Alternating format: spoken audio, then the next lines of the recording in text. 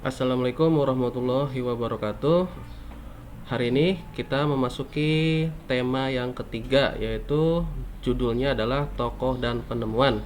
Untuk subtema yang pertama ini ya, kita memasuki pembelajaran yang pertama juga. Siapkan ya untuk lebih memahami materi yang akan kita pelajari hari ini. Yang pertama ya, kita akan mempelajari tentang penemu yang mengubah dunia. Jadi ada seorang ilmuwan, seorang penemu yang temuannya itu mampu mengubah peradaban dunia. Ya, yang pertama beliau ini bernama Michael Faraday ya. Kira-kira apa temuan yang beliau dapatkan? Ya, Michael Faraday ini adalah seorang penemu arus listrik. Jadi arus listrik yang mengalir di rumah kalian itu adalah berkat jasa daripada Michael Faraday. Beliau, ya, Michael Faraday ini lahir di Inggris pada tahun 1791. Nah, berarti pada waktu itu listrik belum ditemukan di seluruh dunia ya. Beliau ini berasal dari keluarga miskin dan tidak lanjut sekolah ya. Tetapi walaupun dari keluarga miskin, beliau ya berhasil membuat alat sederhana yang dapat menghasilkan gelombang elektromagnetik. Kemudian apa itu arus listrik? Nah, arus listrik ya. Pengertiannya, arus listrik adalah gelombang elektromagnetik, yaitu gelombang yang dapat merambat meskipun tidak ada media perantara. Jadi listrik itu adalah gelombang elektromagnetik, di mana gelombang ini terbentuk dari hasil perubahan medan magnet dan medan listrik yang terjadi secara terus-menerus. Nah, ini adalah alat penemuan ya, hasil penemuan daripada Michael Faraday pada waktu zaman dulu percobaannya. Alat ini ya berputar terus-menerus akibat gaya lingkaran magnet yang mengelilingi kawat. Dan ini akan menghasilkan arus listrik. Sehingga kawat akan terus berputar jika dialiri listrik yang berasal dari baterai ya. Nah, kalau tadi adalah penemuan daripada Michael Faraday pada zaman dulu, nah sekarang sistem tenaga listrik itu sudah modern. Ya, kita menggunakan berbagai pembangkit listrik. Salah satunya yang dekat dengan rumah kita yaitu PLTU, pembangkit listrik tenaga uap. Ada juga PLTA, pembangkit listrik tenaga air ya. Di mana sistemnya seperti ini ya, akan dijelaskan. Di mana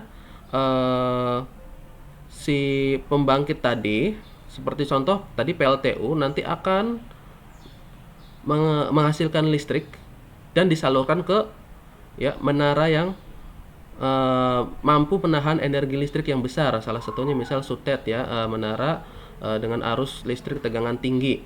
Kemudian dari SUTET itu nanti akan disalurkan lagi ke ya gardu di depan rumah kita. Jadi tegangannya nanti akan diturunkan lagi lebih kecil ya. Nanti dari gardu di sekitar rumah kita itu nanti akan ditarik ya kabelnya masuk ke rumah kita. Jadilah listrik yang ada di rumah kita sehingga kita bisa menyalakan TV, kipas ya, kemudian juga ya macam-macam benda elektronik lainnya ya.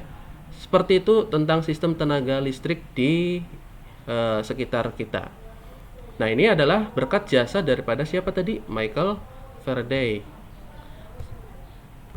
Selanjutnya, coba sekarang ya, coba kamu bayangkan pada saat ini manusia selalu bergantung terhadap energi listrik. Benda apapun, perangkat apapun selalu membutuhkan energi listrik, di mana contohnya tadi misalnya menyalakan kipas angin ya supaya badan kita itu tidak gerah ya. Kemudian kalau kita malam kita menyalakan lampu ya.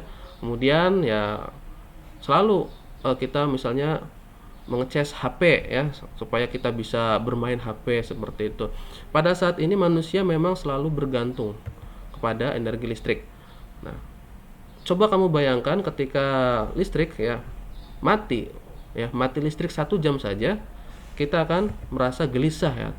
Tadi kita tidak bisa menyalakan lampu, juga tidak bisa menyalakan kipas angin, bahkan kita tidak bisa menonton TV ya. Kamu bayangkan saja seperti itu ya, kamu pasti pernah mengalami hal-hal seperti itu. Nah, ini berarti bukti bahwa manusia memang sangat membutuhkan listrik pada sekarang ini ya, pada masa sekarang ini. Nah, berarti jasa daripada Michael Faraday ya, sang penemu arus listrik tadi sangat besar. Sehingga manusia modern pada zaman modern ini dapat melakukan segala aktivitas yang biasa dilakukan. Kemudian tadi ya, beliau sempat putus sekolah ya, berasal dari keluarga miskin dan putus sekolah ya. Namun ya, beliau selalu haus akan ilmu pengetahuan. Jadi walaupun tidak sekolah, beliau selalu melakukan percobaan-percobaan yang akhirnya jasanya itu bisa kita nikmati sampai sekarang ini ya. Karena hampir semua benda sekarang itu kita membutuhkan peralatan elektronik ya. Untuk menyetrika baju dan lain sebagainya pasti butuh energi listrik kan. Nah, itu adalah jasa daripada beliau yang berasal dari keluarga miskin dan putus sekolah. Nah, oleh karena itu tirulah sikapnya. Itu adalah moral pembelajaran pada hari ini ya. Tirulah sikapnya. Jadi jangan putus asa dalam menggapai cita-cita. Teruslah kejar impian kalian. Kemudian daripada rangkaian listrik ya. Listrik itu ada dua rangkaian, yaitu rangkaian seri dan juga rangkaian paralel. Jadi dalam menghubungkan arus listrik yang ada di rumah kita itu ada dua tadi rangkaiannya. Seperti apa akan dijelaskan di sini. Pertama, ada sumber energi listrik ya. Sumber energi listrik ini berasal dari contoh sederhana saja, yaitu batu baterai ya. Batu baterai ini nanti kita akan sambungkan dengan kabel ya, ke tentunya langsung, misalnya kalau ada saklar, tapi kalau misalnya ini percobaan langsung ke lampu ya, lampu yang kecil, kemudian sambungkan lagi ke lampu yang kecil lagi, terus dari lampu itu langsung ke masukkan ke baterai lagi kabelnya. Nanti ini adalah disebut dengan rangkaian seri ya, rangkaian seri seperti ini kurang lebih ya. Rangkaian seri seperti ini jadi cirinya adalah antara baterai dengan lampu, dan lampu itu saling sambung menyambung seperti itu.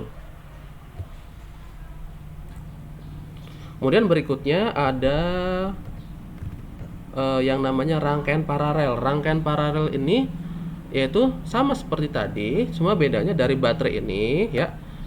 Nah, nanti dihubungkan dengan dua jalur, yaitu lampu pertama dan lampu kedua dibuat sejajar sehingga tampilannya seperti ini. Berbeda dengan tadi yang lurus, kalau rangkaian paralel itu sejajar seperti ini ya. Nah, kemudian dihubungkan lagi kabelnya ke sumber energi listrik, yaitu di sini adalah contohnya baterai ya, batu baterai. Seperti ini adalah perbedaan daripada rangkaian seri dan rangkaian paralel. Nah, untuk rangkaian seri itu sendiri itu contohnya terdapat pada senter ya, lampu senter dan juga jam dinding contohnya. Kemudian apa kelebihannya? Nah, di sini kenapa ada dua rangkaian? Karena ada kelebihan dan kekurangan. Pada rangkaian seri, kelebihannya itu kabel dan saklar yang digunakan sedikit karena tadi kita menggunakan langsung sambung menyambung ya, menjadi satu. Kemudian kekurangannya, pada rangkaian seri ini boros daya, terangnya lampu juga tidak sama. Jadi antara lampu 1 dan lampu 2 yang saling sambung menyambung tadi itu terangnya tidak sama. Dan jika salah satu lampu yang ada yang putus, mungkin kabelnya ada yang copot dan lain sebagainya, lampu yang lain akan ikutan mati semua. Seperti itu untuk rangkaian seri. Sedangkan pada rangkaian paralel itu contohnya terdapat pada lampu rumah. Rumah kita itu adalah rangkaian paralel contohnya, dan juga lampu lalu lintas yang ada di jalan itu ya, lampu merah itu. Nah, kelebihannya pada rangkaian paralel ini daya yang digunakan hemat. Kemudian terangnya lampu sama, jadi mau dipasang lampu 2, 3, 4 bahkan 10 sekalipun, terangnya lampu itu akan sama semua. Nah, jika ada lampu yang putus, mungkin misalnya ada 10 lampu, nah ada lampu 3 yang putus kabelnya, nah lampu yang lain, 7 lampu yang lain akan tetap menyala. Itu kelebihannya. Sedangkan kekurangannya pada rangkaian paralel itu memang kekurangannya adalah kabel dan saklar yang digunakan lumayan banyak ya. Seperti itu saja. Kesimpulan pada hari ini, pembelajaran hari ini itu adalah tadi penemu arus listrik adalah Michael Faraday. Ya, ingat-ingat Michael Faraday. Kemudian ada dua rangkaian listrik, yaitu rangkaian seri dan rangkaian paralel. Itu tentang tema 3 subtema 1 pembelajaran yang pertama. Kemudian kita lanjutkan dengan pembelajaran yang kedua ya, masih tentang penemuan arus listrik. Di pembelajaran 1 tadi penemu arus listrik adalah Michael Faraday dengan dua jenis rangkaian listriknya, yaitu rangkaian seri dan rangkaian paralel. Pada pembelajaran 2 ini kita akan belajar banyak hal ya. Yang pertama, listrik itu sendiri mempunyai manfaat yang berguna bagi seluruh orang ya, seluruh orang yang ada di dunia. Yaitu misalnya itu untuk menyalakan lampu, menyalakan kipas angin, menyalakan ya musik, memutar musik, dan juga misalnya menyalakan lampu belajar ya, seperti yang ada di gambar yang ada di video ini ya. Tuh lihat, di kamar kita semuanya itu hampir semuanya membutuhkan energi listrik. Ada kipas, ada radio, ada lampu belajar ya di situ ya, ada lampu kamar dan lain sebagainya. Nah, tetapi ya meskipun setiap hari kita menggunakan energi listrik ya, kita harus berhenti untuk melakukan sikap pemborosan terhadap listrik. Contohnya ini ya, mematikan lampu di siang hari. Ketika siang hari, lampu yang ada di kamar kalau sudah ya memang sudah terang ya, lampunya dimatikan. Kemudian mematikan televisi ketika tidur. Jangan sampai kita ketiduran ketika menonton televisi, maka televisinya tidak ada yang menonton. Kalau tidak ada yang menonton, berarti listrik mubazir di situ terbuang ya. Stop pemborosan energi listrik. Nah, pertanyaannya mengapa kita harus berhenti pemborosan terhadap listrik? Mengapa? Padahal setiap bulan kita yang membayar listrik itu sendiri ya. Nah, sebelumnya kita harus mengenal hak dan kewajiban ya. Pertama, hak dulu. Hak adalah segala sesuatu yang melekat pada diri seseorang dan memang pantas untuk diterima. Itu hak kita. Hak kita menggunakan energi listrik tadi ya, hak kita dong ya. Boleh, semua orang boleh menggunakan energi listriknya. Hak terdiri dari 3 jenis, yaitu hak yang ada di rumah, hak yang ada di sekolah, dan hak yang ada di tengah masyarakat. Jadi kalau kita menggunakan energi listrik, ya kita adalah hak kita di rumah. Di sekolah juga kita punya hak untuk menggunakan energi listrik, misalnya untuk praktek ya. Untuk praktek itu kita boleh. Nah, berbicara mengenai hak di rumah, contohnya yang pertama adalah mendapatkan kasih sayang dari kedua orang tua, ayah dan ibu. Kemudian hak kita di rumah adalah mendapat perlindungan. Kita boleh diberi perlindungan oleh ayah dan ibu dari berbagai ancaman dari luar. Kemudian kita berhak untuk mendapatkan kesehatan, jaminan kesehatan dan juga pendidikan daripada kedua orang tua ya. Kemudian juga kita boleh bermain. Oke, kemudian berikutnya tentang hak berikutnya adalah menikmati fasilitas rumah seperti ya yang ada di rumah. Misalnya kita mau minum ya, kita mau tidur, ada kasur, kita mau menonton televisi. Nah, itu adalah hak kita di rumah. Tentunya ini harus dijamin oleh orang tua kita di rumah. Selanjutnya, kalian juga ya punya hak di sekolah. Hak di sekolah dan di rumah sedikit berbeda ya. Contohnya, hak di sekolah kamu mendapat pelajaran dari guru. Kemudian mendapat perlakuan yang adil. Jadi guru tidak boleh membeda-bedakan siswa antar siswa. Kemudian kamu juga berhak untuk menggunakan fasilitas sekolah seperti ya meja, kursi, papan tulis, dan juga toilet ya, lapangan untuk bermain sepak bola dan lain sebagainya. Dan mendapatkan bimbingan jika kamu merasa tidak ada yang kurang mengerti mengenai suatu hal pelajaran, maka kamu berhak untuk mendapat bimbingan dari guru. Berikutnya hak di tengah masyarakat, berarti ini hak untuk hidup di tengah masyarakat. Yang pertama adalah kamu berhak untuk hidup, jadi tidak ada yang boleh mengancam kehidupan atau jiwa kamu. Terlindung dari bahaya. Ya, kamu juga berhak untuk dihormati siapapun kamu, dari mana asal keluarga kamu, dan juga mendapat pelayanan dari negara, misalnya untuk kamu membuat akte kelahiran, kartu keluarga, KTP, dan lain sebagainya. Berarti ini mengurusnya misalnya di kantor desa, kantor kecamatan, ya, dan lain-lain.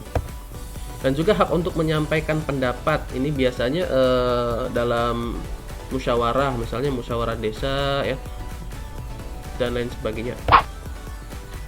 Nah, selain ada hak, juga ada kewajiban.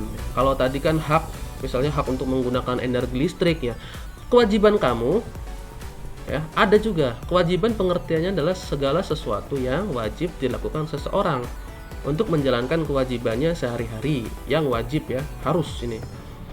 Ya, misalnya tadi untuk menggunakan energi listrik kamu berhak, boleh, tetapi kewajiban kamu adalah menjaga jangan sampai kamu melakukan pemborosan energi listrik. Ada 3 jenis kewajiban, contohnya kewajiban di rumah, di sekolah, dan di tengah-tengah masyarakat.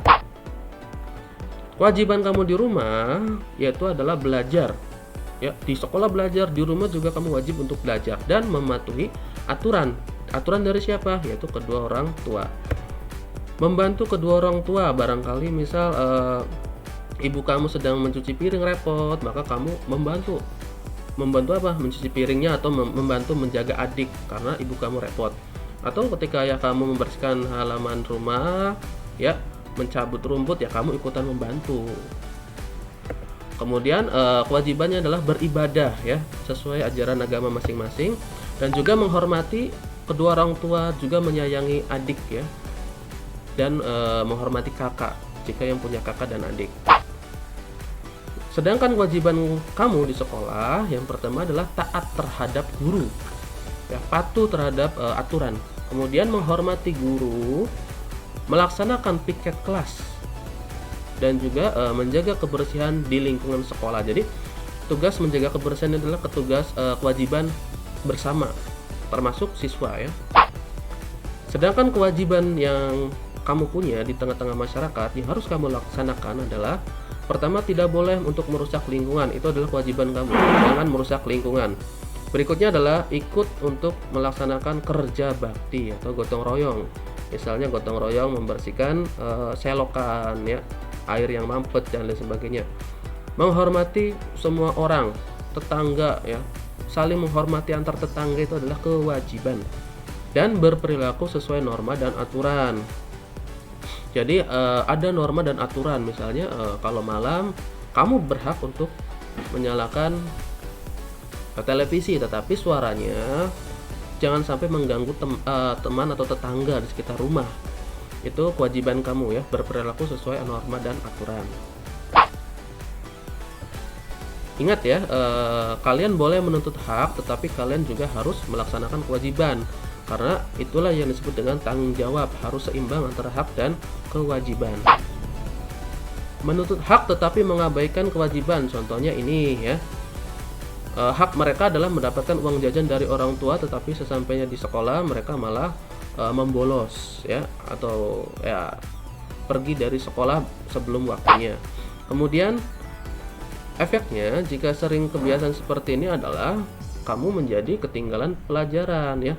Kemudian terbiasa berbohong kepada orang tua, itu efeknya nanti. Kemudian melaksanakan kewajiban tetapi tidak mendapatkan hak, ya, contohnya ini, ya, seorang anak telah melaksanakan kewajibannya, misalnya belajar, ya, tetapi dia tidak mendapatkan kasih sayang terhadap dari orang tuanya. Itu kebalikannya dengan yang tadi kalau ini, ya. Nah, efeknya di masa depan ini nanti si anak akan merasa sedih, ya, bisa frustasi. Nah, melampiaskan kecewaannya itu dengan hal yang tidak baik karena kurang mendapat kasih sayang dari orang tua, yaitu dia di kelas akhirnya mengganggu temannya, seperti itu. Baik, kesimpulan pembelajaran pada hari ini adalah hak adalah segala sesuatu yang melekat pada diri seseorang dan memang pantas untuk diterima. Hak untuk menggunakan energi listrik kalian bebas, boleh, tidak ada yang melarang, ya. Kewajiban adalah segala sesuatu yang memang wajib dilakukan seseorang untuk menjalankan kewajibannya sehari-hari, ya. Contohnya tadi, kamu berhak untuk menggunakan energi listrik tetapi wajib menjaga energi listrik, jangan sampai boros. Itu ya untuk pembelajaran hari ini, semoga bermanfaat. Wassalamualaikum warahmatullahi wabarakatuh.